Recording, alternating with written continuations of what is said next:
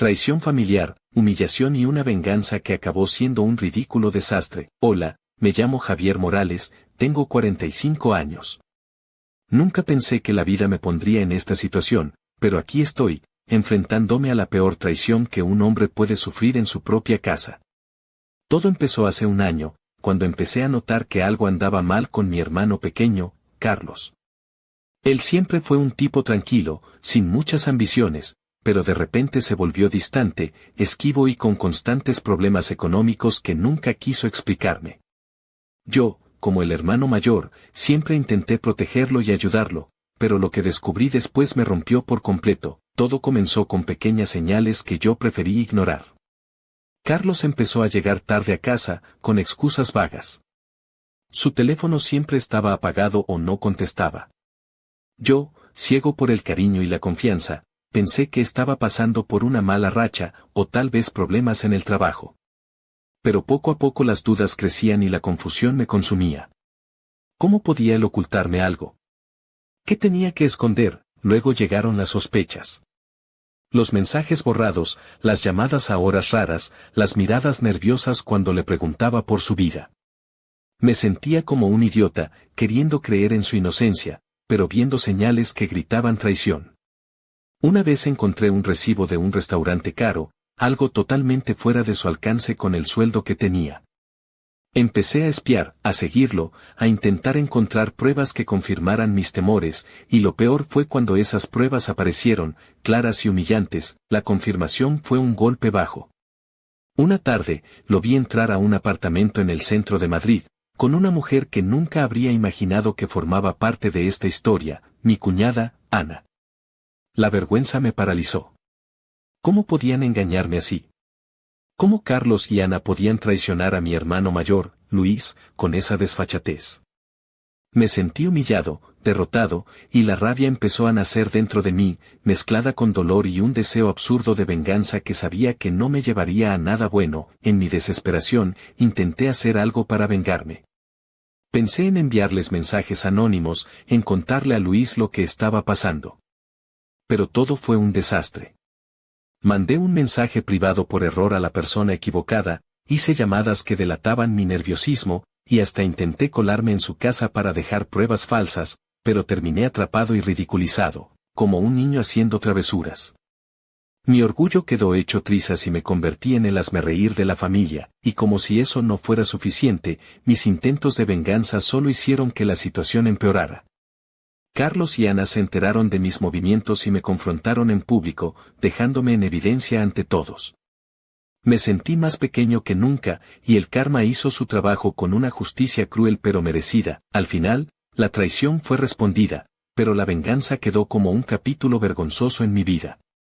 La familia rota, las relaciones destrozadas, y yo, solo, contemplando las ruinas de lo que una vez fue mi mundo. La historia aún no termina, y el dolor que siento es tan grande que apenas puedo contarlo, pero lo haré, porque quizás alguien más pueda aprender de mi error y evitar caer en esta espiral de humillación y desesperación. ¿Alguna vez han sentido que la traición viene de quienes menos esperan? ¿Cómo reaccionarían si su propia sangre les diera la espalda? Estoy aquí para contarles todo, y créanme, no es una historia para olvidar fácilmente. Aquel día en que todo se desmoronó, recuerdo cada detalle como si fuera una película que no quiero volver a ver, pero que no puedo dejar de reproducir en mi mente. Estaba en la pequeña cafetería de siempre en Chueca, esperando que Carlos llegara para hablar.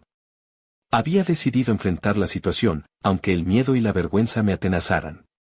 Cuando apareció, vestido con una camisa que apenas le quedaba y unos pantalones arrugados, su mirada esquiva me hizo entender que no había nada bueno que esperar. Intenté hablar con él, preguntarle directamente qué estaba pasando, pero sus respuestas eran evasivas, confusas, y su voz temblaba. Me decía que estaba cansado, que necesitaba tiempo, que no quería preocuparme, pero yo sabía que me mentía. En mi interior algo se rompía, un nudo en la garganta me impedía ordenar las palabras.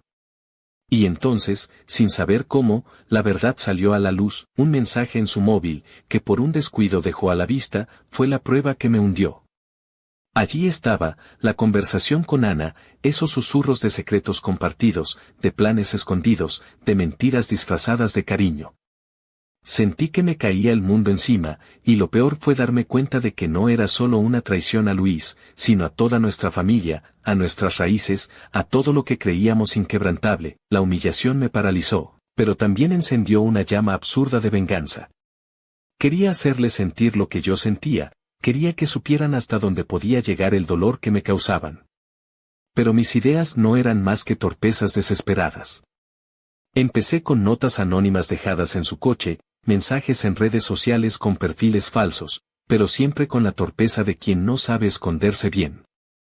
En una ocasión, mandé un mensaje a la hermana de Ana, pensando que ella podría hablar con ella, pero terminé siendo descubierto y ridiculizado. La gota que colmó el vaso fue cuando intenté colar un video comprometedor en la oficina de Luis, para que sus compañeros lo vieran.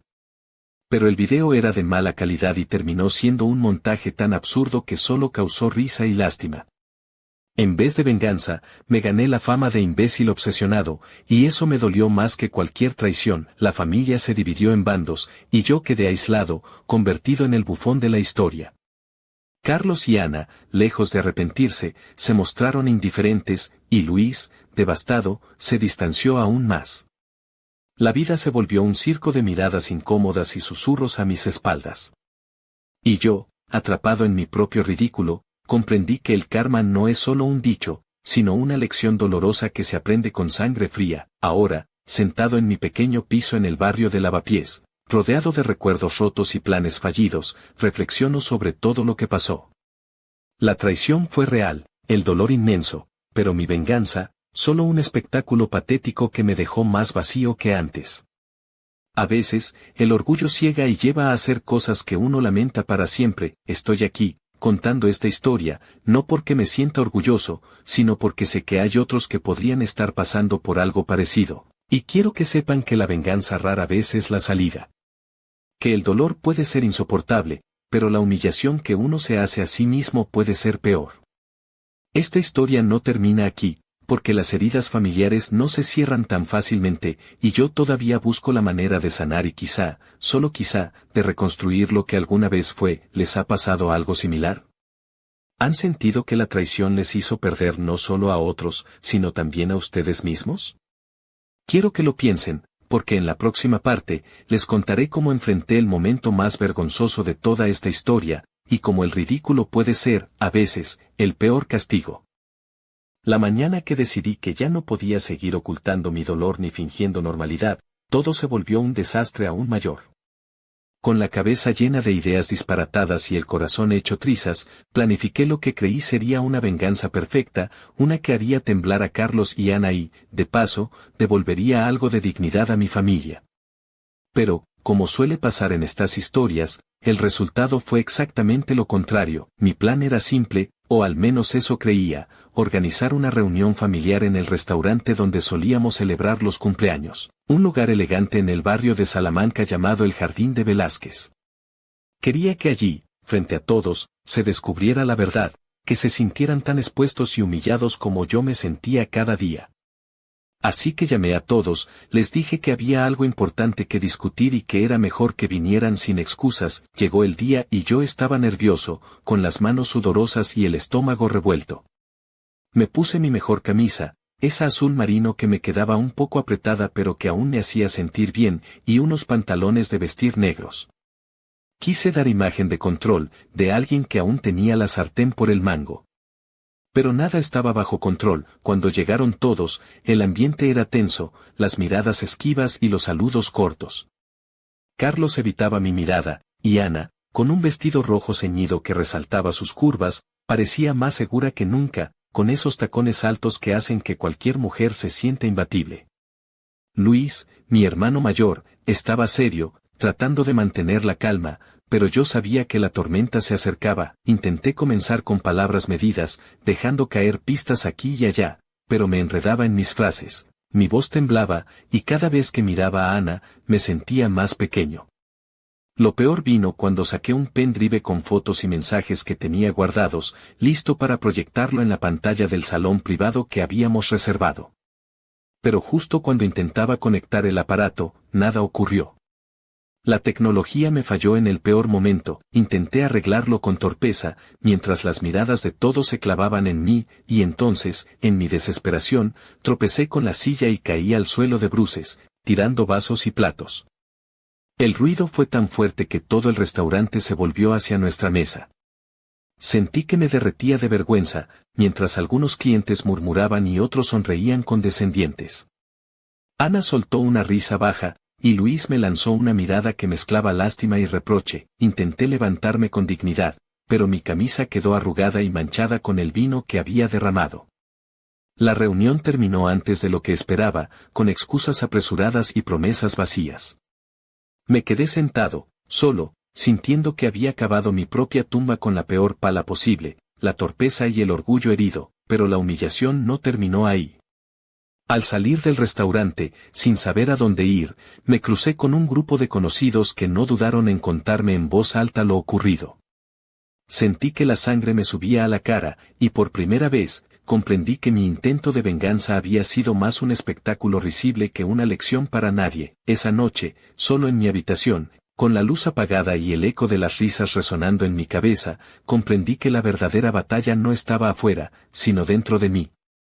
Que la traición de Carlos y Ana me había destrozado, sí, pero que la humillación que me había infligido a mí mismo era un peso que aún no sabía cómo llevar. Sé que muchos pensarán que debería haber dejado todo atrás, perdonar y seguir adelante, pero en mi orgullo tosudo, la herida estaba demasiado fresca y el deseo de justicia demasiado fuerte. Sin embargo, aquel ridículo episodio me enseñó una lección amarga. A veces, la peor venganza es la que uno se hace a sí mismo. En la próxima parte, contaré cómo intenté recomponer los pedazos, aunque fuera a costa de parecer patético, y cómo la justicia, irónicamente, tuvo su propia manera de equilibrar la balanza. Pero ahora, les dejo con esta pregunta: ¿alguna vez su orgullo los ha llevado a hacer el ridículo en nombre del amor o la venganza? Porque yo, con toda certeza, puedo decir que sí. Después de aquella humillación monumental en el restaurante, me encerré en mí mismo, temeroso de enfrentar a cualquiera, incluso a mi propia familia. Pero el dolor y la rabia seguían ahí, ardiendo bajo la superficie, y no podía dejar que Carlos y Ana se salieran con la suya. Así que, a pesar de todo, decidí intentar algo más, aunque esta vez mi plan fue tan absurdo que aún me avergüenzo de recordarlo. Pensé que la mejor manera de hacerles sentir lo que yo sentía era crear un video revelador, pero no uno cualquiera. Quería que fuera tan dramático y contundente que nadie pudiera ignorarlo. Así que, armado con un teléfono viejo y mi limitada habilidad para editar, grabé una especie de documental casero. En él, aparecía yo, con la voz quebrada, contando cada detalle de la traición y mostrando imágenes borrosas que había conseguido de Carlos y Ana. Para darle un toque de profesionalismo, añadí música triste y textos en pantalla que resaltaban las pruebas irrefutables. Con la idea fija, decidí hacer una proyección sorpresa en la reunión del barrio, justo cuando sabía que Ana y Carlos iban a estar presentes en un evento social en el centro de Madrid. Me colé sin invitación, pidiendo permiso para usar el proyector del salón de actos. Para mi sorpresa, me lo concedieron, probablemente por lástima o porque nadie esperaba que alguien como yo causara un escándalo. Llegó el momento. Apagué las luces y conecté el móvil al proyector. Pero claro, la tecnología volvió a jugarme una mala pasada. El archivo no se cargaba, y cuando finalmente apareció la imagen, el video se cortó justo en la parte más comprometida, dejando solo un fragmento de mí hablando sollozando, mientras la pantalla mostraba un mensaje de error. La gente empezó a murmurar, algunos se rieron, y otros me miraban con mezcla de pena y vergüenza ajena. Para colmo, en medio de mi intento de explicar lo que pasaba, el micrófono se apagó, y tuve que gritar para hacerme oír, lo que solo aumentó la sensación de ridículo. Ana, con una sonrisa de triunfo disfrazada de indiferencia, se levantó y se fue con Carlos, dejando claro que el espectáculo no había hecho mella en ellos. Yo me quedé allí, en medio de la sala, sintiendo que me había convertido en la comidilla de todo Madrid. Cuando regresé a casa, exhausto y avergonzado, pensé que ya no podía caer más bajo. Pero la realidad fue que había tocado fondo y, sin darme cuenta, empecé a aceptar que mi venganza no era más que un circo patético. En medio de esa aceptación, una extraña calma comenzó a instalarse en mí. Con el tiempo, comprendí que la única forma de sanar era alejándome del rencor y enfrentando la verdad con dignidad, aunque fuera difícil. Carlos y Ana habían cometido su traición, sí, pero yo debía encontrar la manera de reconstruirme y, quizás, algún día, perdonar. Mientras tanto, la familia seguía fragmentada, y yo me convertí en un extraño en mi propia historia, con cicatrices que no se ven pero que pesan cada día. Sé que no fue la manera ideal de manejar la situación, y por eso comparto esto con ustedes. La venganza rara vez es satisfactoria, y a veces solo nos convierte en la peor versión de nosotros mismos. En la siguiente parte, les contaré cómo, inesperadamente, el karma empezó a cobrar factura a quienes me traicionaron, y cómo eso cambió todo, aunque nunca como imaginé. Pero por ahora, les dejo con esta reflexión. ¿Alguna vez han sentido que el deseo de justicia puede volverse en su contra? Porque yo lo viví en carne propia, y todavía sigo aprendiendo. Pasaron los meses y, aunque yo seguía envuelto en mi propio caos, la vida empezó a mostrar su particular forma de equilibrar las cosas. No fue un golpe dramático ni una revelación inesperada, sino una serie de pequeños acontecimientos que poco a poco fueron desnudando la verdad y devolviendo a cada uno lo que le correspondía. Carlos, que hasta entonces parecía intocable, comenzó a perder el control de su doble vida. Empezó a faltar a su trabajo en una empresa de reformas en el barrio de Lavapiés, y sus excusas dejaron de convencer a todos. La mujer con la que había estado engañando a Luis, Ana, empezó a mostrar grietas en su fachada de seguridad, rumores en el vecindario sobre sus salidas nocturnas y su implicación en negocios turbios comenzaron a circular, y la imagen que había construido con tacones altísimos y vestidos caros empezó a desmoronarse. Pero lo que más me sorprendió fue la reacción de Luis, mi hermano mayor. En lugar de hundirse en la tristeza o el rencor, comenzó a tomar las riendas de la situación con una madurez que nunca le había visto. Decidió enfrentar a la pareja con pruebas, pero sin armar escándalos, buscando primero proteger a sus hijos y mantener un mínimo de paz familiar. Eso me hizo sentir una mezcla de respeto y envidia, porque yo, en cambio, había sido un desastre ambulante, incapaz de controlar mis impulsos. Lo que nadie esperaba era que el destino les jugara una mala pasada a Carlos y Ana. Un día, Carlos recibió una llamada de su jefe informándole que su contrato no sería renovado debido a su impuntualidad y falta de compromiso. Sin trabajo y sin apoyo, empezó a hundirse en una espiral de problemas que afectaron también su relación con Ana, que a su vez comenzó a perder la confianza de amigos y familiares por sus constantes mentiras. El brillo de su vestido rojo y sus tacones altos parecían ahora solo un recuerdo lejano. Yo observaba todo desde la distancia, todavía dolido pero con una extraña sensación de alivio. No era alegría, ni venganza consumada, sino la certeza de que las cosas, de alguna manera, se habían puesto en su lugar sin que yo tuviera que hacer nada más que esperar. Sin embargo, lo más importante para mí fue darme cuenta de que mi propio camino hacia la paz no dependía de la caída de ellos, sino de mi capacidad para dejar atrás la humillación y reconstruir mi vida. Aprendí que la verdadera fuerza está en aceptar la realidad, por dura que sea, y en encontrar la dignidad en el perdón, aunque aún me costara trabajo imaginarlo. Ahora, mientras escribo esto, sé que la historia no termina aquí.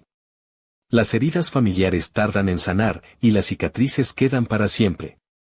Pero también sé que cada uno de nosotros tiene la oportunidad de cambiar el final, de buscar la luz después de la tormenta, y de encontrar un camino que, aunque lleno de tropiezos, nos lleve a ser mejores. ¿Alguna vez han visto cómo el destino cobra su justicia sin que uno tenga que mover un dedo? ¿Cómo la verdad, por más oculta que esté, siempre termina saliendo a la luz? Les invito a reflexionar sobre eso, porque en la próxima parte compartiré qué pasó cuando, finalmente, tuve que enfrentar a mi familia y a mí mismo, en un momento que fue tan doloroso como inesperado. Pero por ahora, solo queda esperar y aprender.